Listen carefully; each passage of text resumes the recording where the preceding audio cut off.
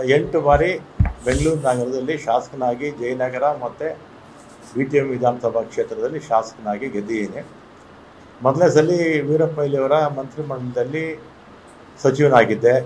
ಆಮೇಲೆ SM ಕೃಷ್ಣ ಅವ್ರ ಕಾಲದಲ್ಲೂ ಸಚಿವನಾಗಿದ್ದೆ. ಧರ್ಮಸಿಂಗ್ ಅವ್ರ ಕಾಲದಲ್ಲೂ ಸಚಿವನಾಗಿದ್ದೆ. ಸಿದ್ದರಾಮಯ್ಯನವರ 2 ಅವಧಿಯಲ್ಲಿ ಸಚಿವನಾಗಿದ್ದೆ. ಎಲ್ಲ ಮುಖ್ಯಮಂತ್ರಿಗಳ ಹತ್ರ ಕೂಡ ನಾನು ಯಾವತ್ತೂ ಕೂಡ ನನಗೆ ಮಂತ್ರಿ ಮಾಡಿ ಅಥವಾ ಇಂಥ ಪೋರ್ಟ್ಫೋಲಿಯೋ ಕೊಡಿ ಅಂತ ಯಾವ ಮುಖ್ಯಮಂತ್ರಿಗಳನ್ನೂ ನಾನು ಕೇಳಿರಲಿಲ್ಲ. ಆಮೇಲೆ 2023ರಲ್ಲಿ ಮುಖ್ಯಮಂತ್ರಿಗಳು ಸಿದ್ದರಾಮಯ್ಯನವರಾದರು. ಆಗ ನಾನು ಅವ್ರನ್ನ ಹೋಗಿ ನಾನೇನು ಮಿನಿಸ್ಟ್ರು ಮಾಡಿ ಅಂತ ನಾನೇನು ಕೇಳಿರಲಿಲ್ಲ. ಅವರೇ ಕರೆದು ನನ್ನ ಮಿನಿಸ್ಟ್ರು ಮಾಡಿದ್ರು. ಆಮೇಲೆ 20ನೇ ತಾರೀಕು ಪ್ರಮಾಣ ವಚನ ಆಯಿತು. 23ನೇ ತಾರೀಕು ಸುರೇಶ್, ನಮ್ಮ ಬೈರತಿ ಸುರೇಶ್ ಈಗ ಮಂತ್ರಿಗಳಾಗಿದ್ದಾರೆ, ಅವರು ಫೋನ್ ಮಾಡಿ ಮುಖ್ಯಮಂತ್ರಿಗಳು ಮಾತಾಡಬೇಕಂತೆ ಬನ್ನಿ ಅಂದರು. ಕನ್ನಿಂಗ್ಹ್ಯಾಮ್ ರೋಡ್ಗೆ ಹೋದೆ.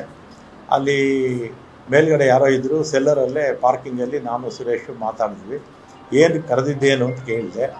ಅದಕ್ಕೆ ನಿಮಗೆ ಬೆಂಗಳೂರು ಪೋರ್ಟ್ಫೋಲಿಯೋ ಕೊಡ್ತೀನಿ ಅಂತ ಹೇಳಿದರು. ಅಷ್ಟೇ ತಾನೇ ಫೋನಲ್ಲಿ ಹೇಳಿದರೆ ಸಾಕಾಗಿತ್ತು, ಇದಕ್ಕೆ ಯಾಕೆ ಕರೆದ್ರಿ ಅಂತೇಳಿ ನಾನು ಸಿದ್ದರಾಮಯ್ಯ ಅವ್ರನ್ನ ಭೇಟಿನೂ ಮಾಡಲಿಲ್ಲ. ಅವರು ಬೆಂಗಳೂರು ಪೋರ್ಟ್ಫೋಲಿಯೋ ಕೊಡ್ತೀನಿ ಅಂತ ನಾನು ಬಂದುಬಿಟ್ಟು, ನಾನೇನು ಕೇಳಿರಲಿಲ್ಲ ಪೋರ್ಟ್ಫೋಲಿಯೋ ಕೊಡಿ ಅಂತ. ನಾನು ಸಿದ್ದರಾಮಯ್ಯನವ್ರನ್ನೂ ಕೇಳಲಿಲ್ಲ, ಅವರೇ ವಾಲಂಟಿಯರ್ ಆಗಿ ಕೊಡ್ತೀನಿ ಅಂತ ಹೇಳಿದರು. ಆಮೇಲೆ 25ಕ್ಕೆ ಅನೌನ್ಸ್ ಆಯಿತು ಪೋರ್ಟ್ಫೋಲಿಯೋ. ನಾನೇ ಮತ್ತೆ ಟ್ರಾನ್ಸ್ಪೋರ್ಟ್ಗೆ ಹಾಕ್ಬಿಟ್ಟಿದ್ರು. ಆಮೇಲೆ ನಾನು ಫೋನ್ ಮಾಡಿದೆ, ಸುರೇಶಿಗೆ ಫೋನ್ ಮಾಡಿದೆ. ಅವರಿಬ್ಬರು ಜೊತೆಯಲ್ಲಿ ಕಾರಲ್ಲಿ ಹೋಗ್ತಾಯಿದ್ರು. ಯಾಕೆ ಈಗ ಆಯಿತು ಅಂತ ಹೇಳಿದೆ. ಇದು ಬೇರೆ ಬೇರೆ ಕಾರಣಗಳಿಂದ ಇದು ಬದಲಾವಣೆ ಆಗೋಯಿತು ಅಂತ ಹೇಳಿದರು. ಆಮೇಲೆ ನಾನು 25ನೇ ತಾರೀಕು ಮಾತಾಡಿದ್ಮೇಲೆ ನಾನೇನು ಕೇಳಿರಲಿಲ್ಲ, ಯಾರು ಇಂಥ ಇಲಾಖೆ ಬೇಕು ಅಂತ ನಾನು ಕೇಳಿರಲಿಲ್ಲ. ಅವರೇ ಕರೆದು ಕೊಡ್ತೀನಿ ಅಂತ ಹೇಳಿದರು. ಆಮೇಲೆ ನಾನು ಬೇಡ, ನನ್ನ ಮಂತ್ರಿಮಂಡಲದಲ್ಲಿ ಇರೋದಿಲ್ಲ ಅಂತ ನಾನು ಹೇಳಿದೆ. ಆಮೇಲೆ ನಮ್ಮ ಈಗಿನ ಮುಖ್ಯಮಂತ್ರಿಗಳು ಯಾರು, ನಮ್ಮ ಶಿವಕುಮಾರ್ ಅವರು ಮತ್ತು ಅವರ ಸಹೋದರ DK ಸುರೇಶು, ಇವರೆಲ್ಲ ನಮ್ಮ ಮನೆಗೆ ಬಂದು 2.5 ವರ್ಷ ಆದಮೇಲೆ ನಾನೇ ಚೀಫ್ ಮಿನಿಸ್ಟರ್ ಆಗ್ತೀನಿ, ಆಗ ನಿನಗೆ ಈ ಪೋರ್ಟ್ಫೋಲಿಯೋ ಬಿಟ್ಕೊಡ್ತೀನಪ್ಪ ಅಂತ. ನಾವು ಸಾಯಂಕಾಲ 4 ಗಂಟೆವರೆಗೂ ಇದ್ದರು ನಮ್ಮ ಮನೇಲಿ, ಅಲ್ವೇನಪ್ಪ? ಸಂಜೆ 4 ಗಂಟೆವರೆಗೂ ನಮ್ಮ ಮನೇಲಿ ಇದ್ದರು. ನೀವು ಮಾಧ್ಯಮದವರೆಲ್ಲ ಇದ್ದೀರ ಅವತ್ತು. ಶಿವಕುಮಾರ್ ಅವ್ರನ್ನೂ ಕೂಡ ನಾನು ಮಂತ್ರಿ ಮಾಡ್ಕೊಳ್ಳಿ ಅಂತ ಕೇಳಲಿಲ್ಲ, ಅಥವಾ ಸಿದ್ದರಾಮಯ್ಯನವ್ರ ಹತ್ರ ಹೋಗಿ ನನ್ನ ಮಂತ್ರಿಮಂಡಲದಲ್ಲಿ ಸೇರಿಸಿ ಅಂತ ಹೇಳಲಿಲ್ಲ, ಅಥವಾ ಹೈಕಮಾಂಡ್ಗೆ ಹೋಗಿ ನನ್ನ ಮಂತ್ರಿ ಮಾಡಿ ಅಂತ ನಾನೇನು ಕೇಳಿರಲಿಲ್ಲ. ಮಾಡಿದ್ದಾರೆ, ಸಂತೋಷ.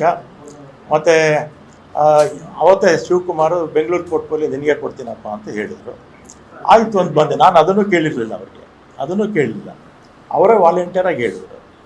ಆಮೇಲೆ ನೋಡಿದ್ರೆ ಈಗ ಜಲಸಂಪನ್ಮೂಲ ಕೊಟ್ಟಿದ್ದಾರೆ. ನಾನು 2 ಬಾರಿ ಕೂಡ ಅವರೇ ಕರೆದು ಕೊಡ್ತೀವಿ ಅಂತೇಳಿ